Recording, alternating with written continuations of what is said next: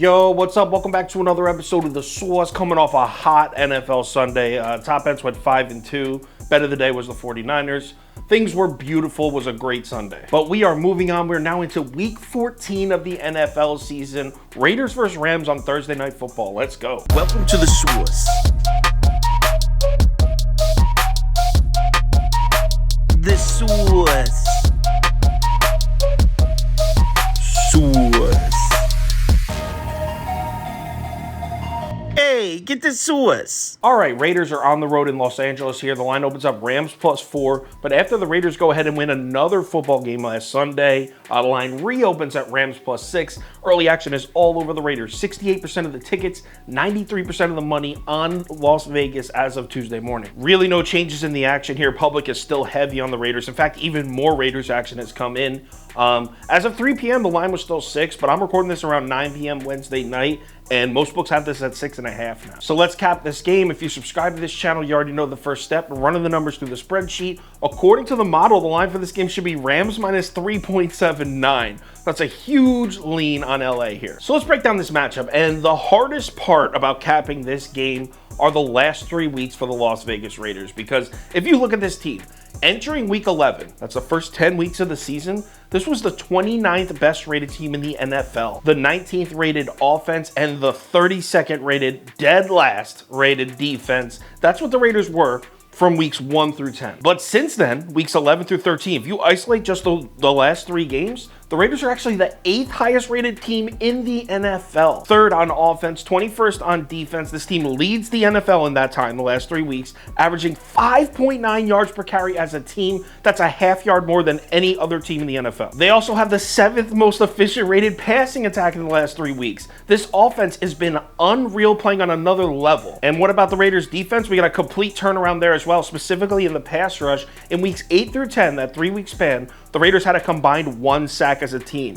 In the last 3 weeks, 11 through 13, weeks 11 through 13, the Raiders have 11 combined sacks. So we got to ask ourselves before we cap this game, is it just a coincidence that the Raiders have played 3 good games in a row? Or is this a new look 3-0 Raiders team and we almost should disregard the first 10 games of the season because this is how they're playing now? Speaking of huge changes in the last 3 weeks, let's look at the Rams offense as well. This team is 7th in run play frequency in the last 3 weeks. Now, those of you who track these numbers know that the Rams were dead last all season. Through the first 10 weeks, the Rams were 32nd in run play frequency. This team dropped back to pass at a higher rate than any other team in the NFL. In the last 3 weeks, 7th in run play frequency. So just like the Raiders, we got to ask a similar question about the Rams. How are we capping this Rams team as a run-first offense now? I feel like you have to after the injuries of Stafford, Cooper Kupp, and Allen Robinson. I feel like we could definitely expect a heavy dose of the run game, especially if Bryce Perkins is going to be a quarterback. Now, the Raiders' run defense is a bit undervalued. People just think the Raiders have a terrible defense, and they do.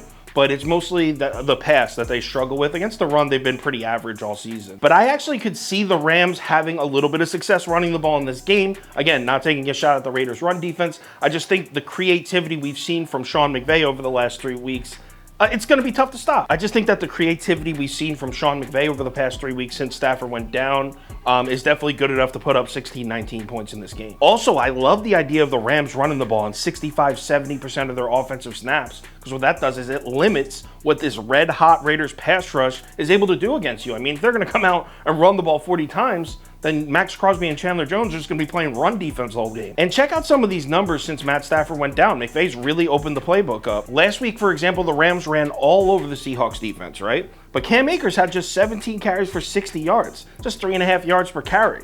So where did all that rushing production come from? The quarterbacks and the receivers. Multiple quarterbacks, multiple receivers getting carries. 13 carries and 102 yards they combined for. And I expect to see a lot of that in this game from the Rams offense, a lot of misdirection, anything to keep those Raiders edge rushers off balance. As far as the Raiders offense goes against the Rams defense, now let's give the Rams defense credit. They play great against the run.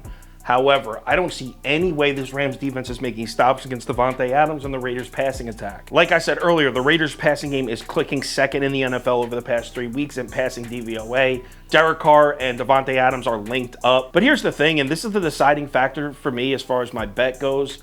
I don't think that's the game the Raiders want to play here. Just 3 days rest. They don't want to come in against an inferior Rams team and be dropping back to pass with Derek Carr 40 times a game. They're up against an NFC opponent on Thursday Night Football. This is probably the least meaningful game on the remaining schedule for the Raiders, hands down. The run game's been there. They just want to feed Josh Jacobs, play some defense, and get the hell out of Los Angeles. Also, one last thing to keep in mind, even if the Raiders are moving the football in this game, they still have to score in the red zone. They've been terrible. Do you know the Raiders are 28th in the NFL in red zone scoring percentage, their offense? Want to know where the Rams defense ranks in red zone scoring percentage? Second in the NFL. Could result in some Raiders field goals and a Rams cover. So I'm on the Rams, I'm also on the under. Give me the under at 43.5 and give me Rams plus 6.5. I'm taking the points on Thursday Night Football. Let's go. If anything changes with these bets, I'll let you know on Twitter. So give me a follow there if you're interested.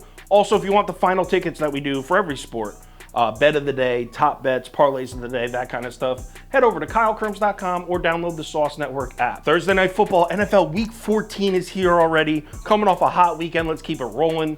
Everyone bet responsibly, and I'll talk to you on Twitter.